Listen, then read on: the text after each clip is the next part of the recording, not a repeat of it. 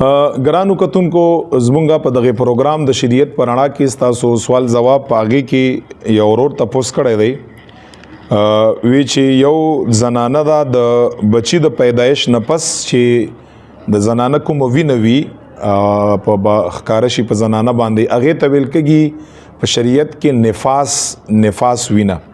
نو سوال یې دا کړی دی چې یو زنانه د هغې ماشوم پیدا شوی دی. عام طور باندې خلکو خصوصا زنانو دا یو سوچ او فکر جوړ وي چې څلوېښت ورځې پورې به د ماشوم د پیدایش نه پس دا زنانه نه مونځ کوي او نه به اودس کوي نه به روجې نیسي نه همبستري ورسره دوی ګمان دا دی چې خاوند نه ده جایز وغیره وغیره. نو سوال یې دا کړی دی چې آیا یو زنانه ده او د هغې ماشوم پیدا شو د ماشوم نه بعد د هغې چې کومه وینه ښکاره کېږي هغې ته نفاس یي که دا نفاس وینه یا د څلوېښتو ورځو نه مخکې په دویمه ورځ پنځمه ورځ لسمه ورځ شلمه ورځ باندې بنده شوه نو دا زنانه به غسل کوي مونځ به کوي که نه به کوي که نه څلوېښتو ورځو پورې به انتظار کا. دا سوال یې کړی.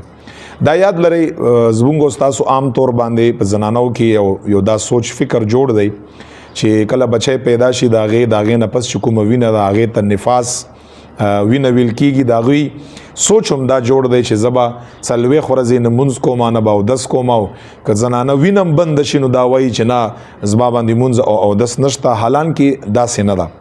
شرعي توګه باندې په دین اسلام کې په قرآن او په احادیث او په مذهب کې هر یو څیز بیان دی. خو کاش چې زما ستا د هغې علم نه خبر شو ما تا ته اندازه ولګي.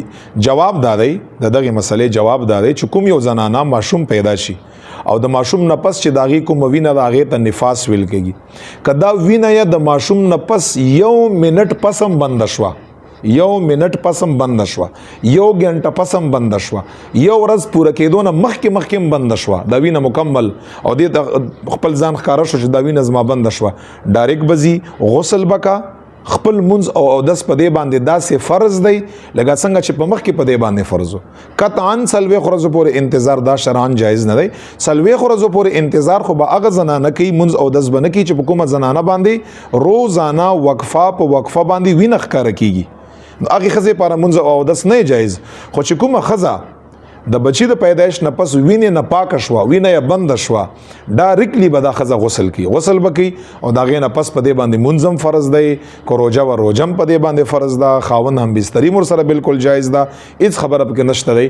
دا لحاظه دا کوم صاحب چې سوال کړی دی نو په دغې زنانه باندې چې د ماشوم د پیدایش نه پس یا وینه بنده شوې ده او زر بنده شوې 2 ورځې بعد 3 ورځې بعد بنده شوې ده بالکل په دغې زنانه باندې غسل کول فرض دي. خپل مونځ او اودس د هغه شروع کا او څلوېښتو ورځو ته ده چې دی انتظار مه کوي. دا زموږ تاسو زنانه څلوېښتو ورځو پورې چې کوم دی د مردار بدن او په کپړو کې به ورته ځان ښه به ورته ښکاري ځان به ورته خوشحاله ښکاري حالانکې دا خو مرداري ده.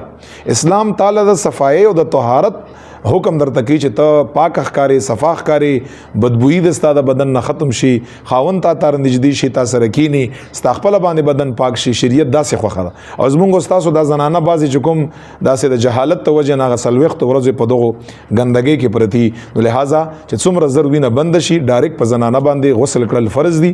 خپل مونځ او اودس شروع کول په هغې باندې لازم دي. خامخا به مونځ به هم کوي اودس به هم کوي او که روژې وي خپلې روژې به هم نیسي که خاوند ورسره همبستري کړه بالکل هغه هم جایز ده. شرعاً دا دغې ښځې ته حکم دی چې داسې به کوي.